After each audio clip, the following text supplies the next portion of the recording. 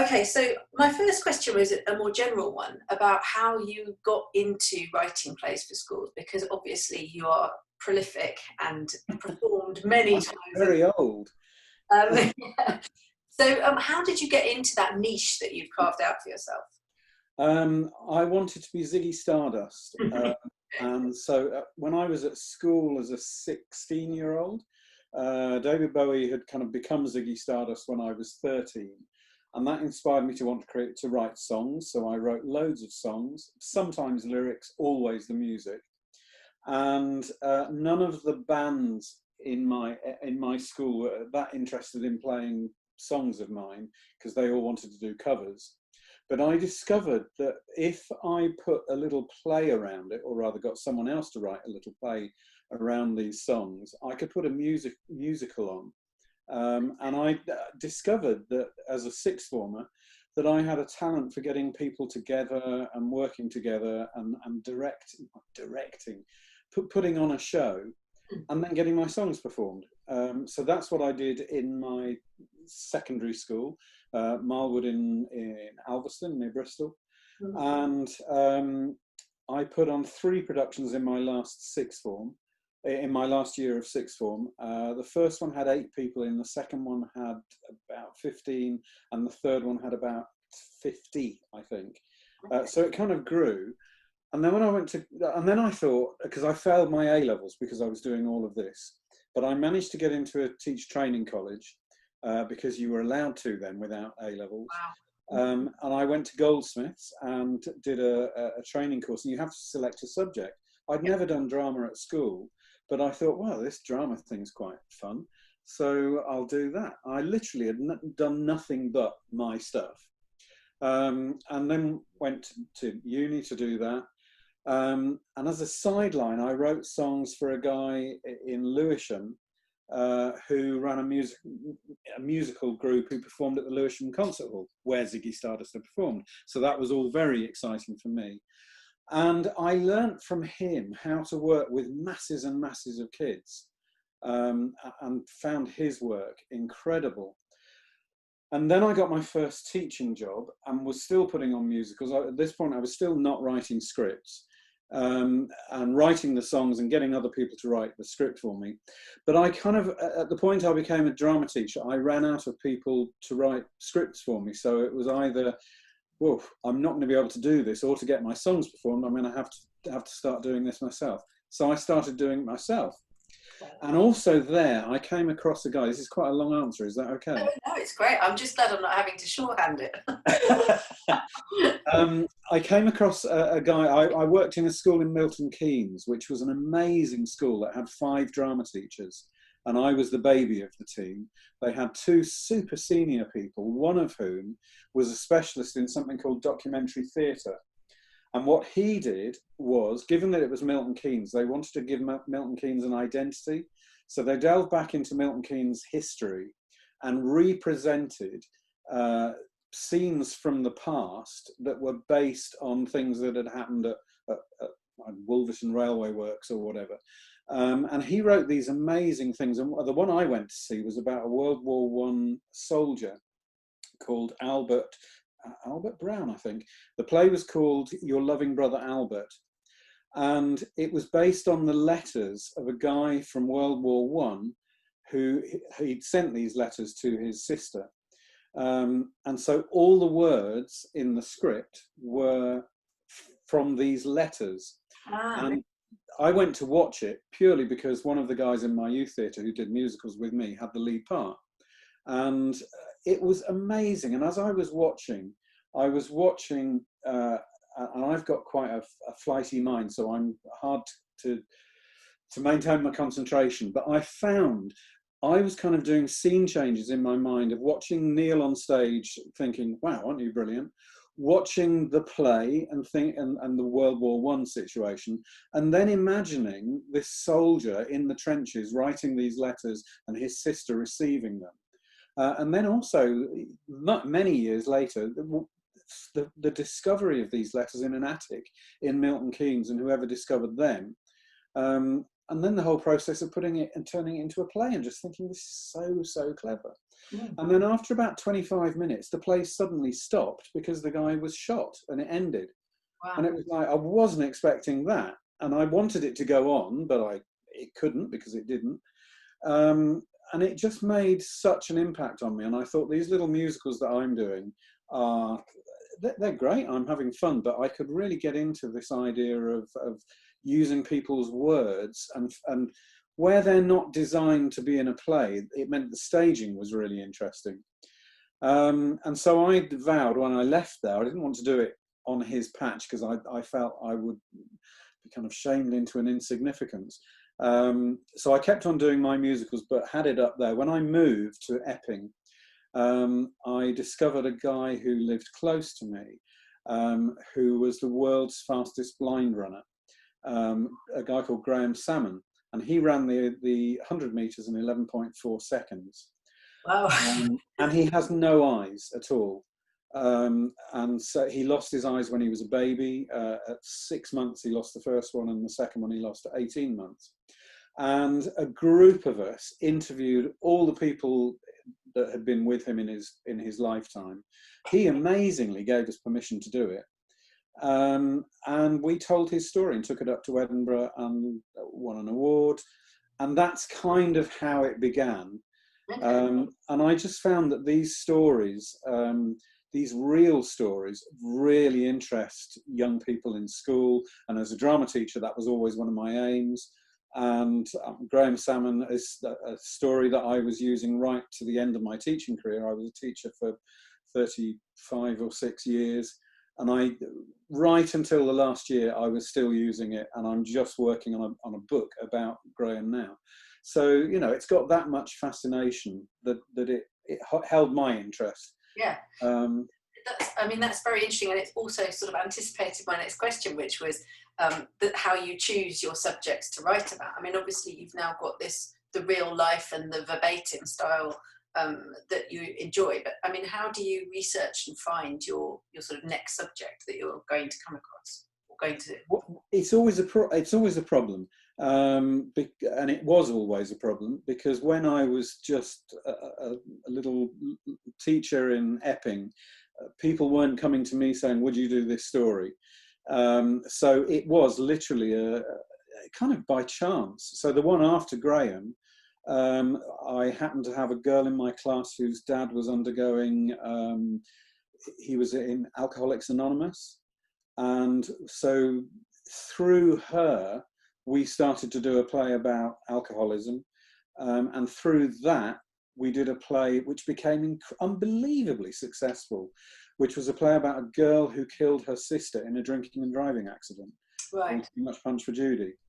And if I'd have wanted to write my hit play, it wouldn't have been that, because who would want to perform that, I thought.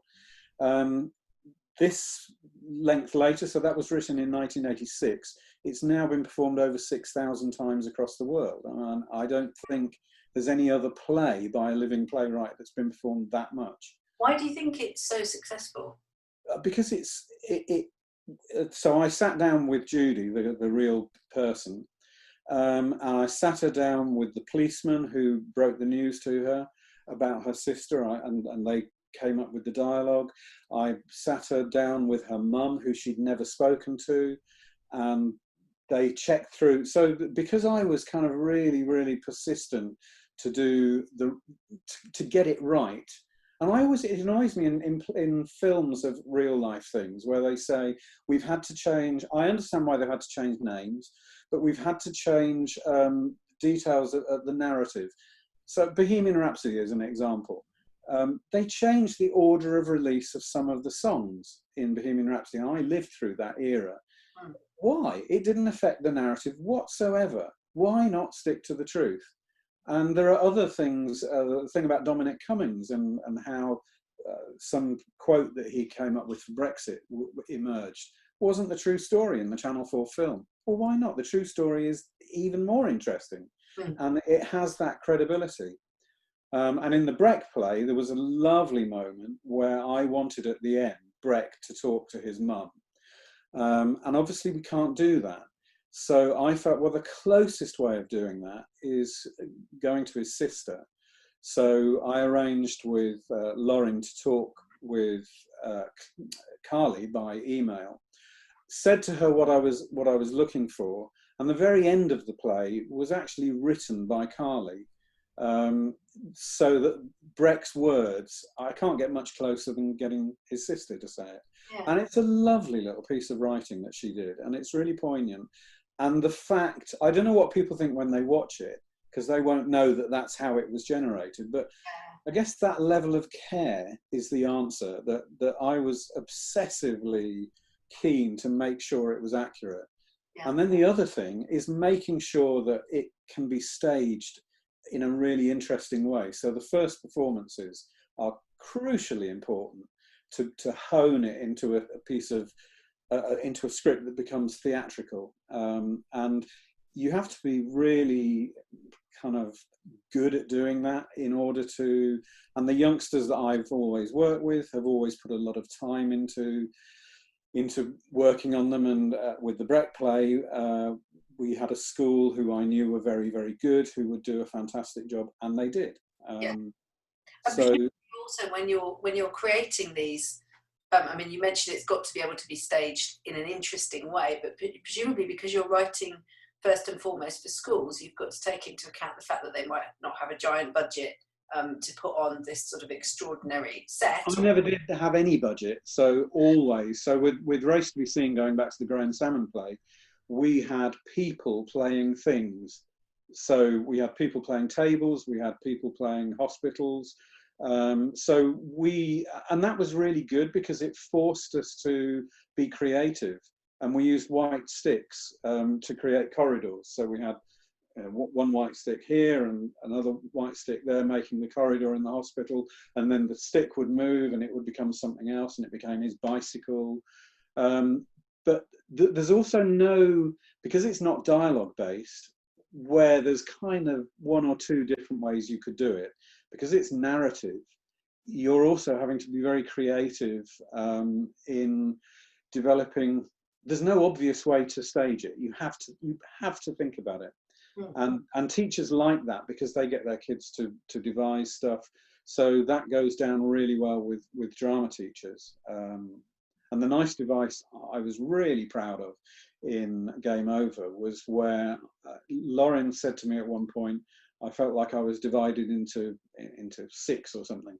So I divided her role into 6, and there are 6 Laurens that appear. And that allows a really clever kind of use of theatricality in that Breck can be surrounded by his mum, or LD can be surrounded by his mum. And I think to make a play of a really awful story, it's important to have that theatricality as well, so that people are watching it for both things. You know, for my interest is in the drama. Lauren's would be very much in the story. And I think there was a mutual, there has always been with all my subjects, a mutual respect of that each of us is bringing something very different and unique and imaginative to it. And the third part of that is the schools who perform it. Yeah. And they bring something new again. Brilliant. So how did you come to hear about the Breck Foundation and Breck's story in the first place? I'd written a play about a lad called Daniel Spargo Mabs. Yeah, I know. You know him? I know the story, yeah. Right. And Fiona one day was outside the Houses of Parliament, outside number 10 with 2 other ladies. And she made a Facebook post. I think it was something to do with the what's the thing called in schools they teach? It's called something different now, but like not health education, but there's a PSHE. That's correct. That's the one. They were doing something to do with PSHE, and I read Fiona's post and contacted her in the evening, and I looked at what the 2 ladies had been up to, and one of them was Lauren. And I said, oh, that looks a really, really interesting story. And she said, strange you should say that. On the way home, I've been talking to Lauren about you, and she's quite interested in the play. So that was the initial contact. I'm at a point now where I get commissions for plays. So I couldn't just do it. So I was waiting for someone to commission. By the most weird set of circumstances, someone came and asked me if I would write a play about something completely different, in fact about transgender. And they had a story already, and I said, I'm really sorry, but I've already been commissioned to write a play about transgender, and I don't want to do two, and I want to honour the first one. But I have got this story that maybe the Breck Foundation would be interested in, because the school were able to raise the money very, very quickly. So I went to Lauren and said, this whole thing can happen really, really quickly, but a decision has to be made really, really quickly. And it happened supremely quickly. Amazing. So it's sort of a perfect alignment of everything. It was just utterly bizarre. Yeah. So in answer to your original question, I'm now in the fortunate position where I don't have to think of things come to me. But back in the day, at the end of a project, I can remember always thinking, what am I going to do that's going to keep people's interest as much as the thing I've just been doing has done? Yeah. So we mentioned that that you write in the verbatim style, and obviously this Game Over is written in that style. Huh? What materials do you use to source the subject's words? So obviously in Breck's case, he was no longer around, so you were relying presumably on things he'd written or things that people... No, I don't think I had anything Breck had written. I had people, but when people talk about a conversation they had with Breck, they'll quote him. So I had their memory of what he said. There were a few things from the internet that I was able to have. Now you say it, I do remember that. So I got a couple of things, but the majority was people remembering Breck said blah, blah, blah. And then I would then write that as him saying it. And what about Lewis's words? How did the majority of them... Likewise, same thing. Same thing, okay. Yeah. Yes, because obviously Lauren talked to him directly as well, didn't she? Yes, So yeah. And the boys did. The boys who I spoke to. Yes, so. Of course, yeah. So it's obviously a very difficult and emotive subject. Was it hard to write the play? Was it a pressure to do justice to Breck's story? No, it was an absolute honour. And I knew that it was something that would be very special, and it is. It was wonderful to do, because everything was there. Everybody was prepared to speak very openly. So I was given all the material that I could ever have wanted. And it was really lovely that it wasn't one of the first things I'd ever done. So I went into it with a real confidence, knowing I could do it. And the idea that came to me when I was sat in Lauren's house of splitting her up into 6, it ended up being into 5. That was the kind of thing that hooked me into knowing, yeah, this is going to be fine. Yeah. Because it gives some movement to Lauren, so she can talk to herself. They can, be quite overwhelming to the one person they're talking to, and it offers real opportunities for movement. And what the school did, the Beaumont School, who did the premiere, was I also discovered that the people like Lewis can relate to Lauren. And one of the things they did in the scene where everything comes crashing down was they lift Lauren up and throw her to the floor. And it was an absolutely extraordinary scene. It was so abusive, and in a naturalistic thing, you couldn't have depicted that moment in as effective a manner. And so Lewis would go up, and whilst his dad is talking, he'll kind of fiddle with his tie and tie it, make it straight, and kind of really demeaning. So the relationship between LD and Breck's family, and then he could put his arms around Breck and be, really matey, albeit internet, but Breck wouldn't be, he'd feel it, but he wouldn't feel it actually, so he wouldn't look at the arm. Yeah, sure. So interesting. Yeah. You mentioned it's Beaumont School that staged the premiere. They did the premiere, yeah. How involved were you in that staging? Were you there all the time? I went once. No, okay. Wow. That was really nice to go. I went once really early on, just after they'd done a run through, I knew, you get a sense when you speak to a teacher how competent and confident they are. Lindsay was both of those, and much more so than me. So I knew that I was giving it to someone. It was very difficult to explain that to Lauren, because I couldn't explain what it was going to look like in the end. So I think when Lauren saw the performance, you'd have to speak to her about this, I think she was quite shocked by how different it was to what she was expecting, because it was so theatrical, and I don't think she had an idea of that. She read through the script before. Yeah, but you don't get a sense of the visual and theatricality of it by doing that. And what's been the response from, well, both people who've been involved in putting on the play and the audiences? I mean, what's been the response to the subject matter, the whole staging of it? Frustrated by COVID, because that really has seriously interrupted. Yeah. But there's a really interesting thing. A professional theatre company are just about to take it on. I don't know whether you know about this. No, I don't know about that. Snap Theatre Company. Oh, yes, I do know. I do know about Snap, yeah. Are taking it on, and they're doing what's called parallel planning. So they've got a plan for a live performance, which will be in schools. Will be interesting. But their plan actually for a COVID performance is to do it somehow on video. Wow. It lends itself really well to an interesting presentation, because it's based on the internet. So it's actually thrown up, and the publisher, it's just been republished by a new publisher that I've gone to, Salamander Street. They've produced a new script, and he immediately said, we're going to market this as a play that can be COVID friendly, because you can do it in Zoom screens. And it lends itself perfectly to that. Yeah, absolutely. Wow. So, and that's something you could never have foreseen when you wrote. Well, absolutely not, no.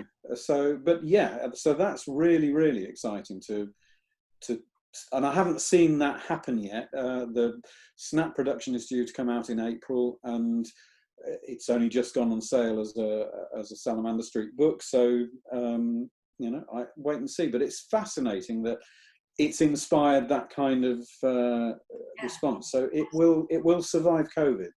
And that's good to hear. And so will Snap be taking it into schools across the country? Is that how it will work, or will they have I don't know what their plans are in detail, but they operate in Hertfordshire, so it'll definitely be happening in Hertfordshire if they're allowed into schools. Yeah. I think they're wanting to take it further than that, but there are all kinds of logistical things and funding things that they'll have to encounter, and hoops that they've got to jump through, and as always. Yeah. Okay. Well, so fortunately, that's not my job. No. So, but Snap, what's lovely about the fact that Snap have picked it up is that when I go back to Race to Be Seen, who inspired me to do this interesting, what I call body prop theatre performance that we did for Graham Salmon's play, Race to Be Seen, Snap Theatre. They were when I worked in Epping, they used to come into our school and perform, and I saw them do Kes, the play about the kestrel. And they did it in this style with 4 actors. They are one of the most imaginative theatre companies that I've ever seen. So I'm so excited. It kind of brings a nice little end to the circle. That they're finally doing one of my plays, because I always wanted them to do Too Much Punch, and they never did. Okay. I think he likes it. It's too didactic. Well, I'm looking forward to seeing that. So that's April. April is the plan. Yeah. Yeah, perfect. And so just one more question really about what do you think that having this story in a play form can offer children in terms of learning about grooming that, say, a presentation or a talk can't, or a film? Like, what is it about the play that will deliver that sort of learning environment for children about grooming? It's really difficult to say this and not sound kind of that you're just making it up. But youngsters who have seen theatre in education that is good, and there is theatre in education that is not good, but people who have seen really good theatre in education will come away with it feeling they've been a part of it. It gives all of the group of maybe 250 a common reference point that they can all refer to, that they've been involved in. And the fact that it's happening right there in front of you, maybe just a few inches in front of you, you can't help but be affected by it. It is just such a powerful thing. And then you've got the other aspect, not the performance, but kids using it in school and in GCSE drama lessons. And they're learning, they have to learn the lines, you know, and so they're then taking it on, they're re-expressing it and involving their emotions in a way that listening to someone else doing it can't possibly do. So they become it, not in a way that becomes dangerous, because you've got all the psychological safeties of you're not the person, but you have to imagine that you were there. So that level of imagination and learning the lines, you know, I mean, you become very familiar with the lines if you're learning them. So there's no thing where you can't listen to a bit. I watch TV programs and, you know, 5 minutes, sometimes I'm off thinking about something else. If I'm performing it, I've got to learn the lines. You can't escape 5 minutes. You're not reading it once, you're reading it. So it really becomes internalized. So, and I find that drama is the back door for getting these wonderful themes in and getting kids to really internalize them. Fascinating. Thank you. Just tell me, what are you working on at the moment? What's your latest project? I'm working on, literally as we speak, this is the book about Graham Salmon and developing that play. I'm working on that. I'm just doing a proofreading this afternoon of an adaptation of Silas Marner, an old story from 18th century, I think. Yeah, and then the next commission that I've got is about people's experience in lockdown, but it's a little bit more exciting than that, because the people who have been chosen to speak to are people who live in Beirut. And so they were sent home from school to their home, which was abroad. So they're at school in England. They were sent home to their school in Beirut. And then, of course, on top of COVID, they had the awful thing that happened in the port there. Yeah. That hasn't begun yet. It's all being discussed. Haven't even signed the contract, but it looks like the most unbelievable lockdown story that one could ever have. But it'll start off being this kind of trick thing that you know, this is our lockdown story and it's all very safe and we haven't. And people have got really interesting lockdown stories, but one of them will be this one, which is like, whoa.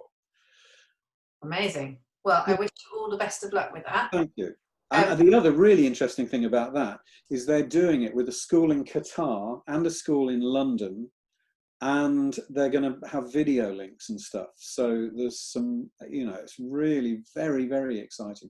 So when we're looking at school drama departments are really doing unbelievably exciting things. And that's what I love about working in the school sector, that, you know, I've had the opportunity to work with some of the most amazing people who have, some gone on to be professional, some have gone on to be vets or whatever, but they have just been so committed in a way that an adult can't, because they have the financial thing of, well, I've got to go and earn some money. These kids can absolutely commit themselves to doing a really big, exciting project and commit themselves.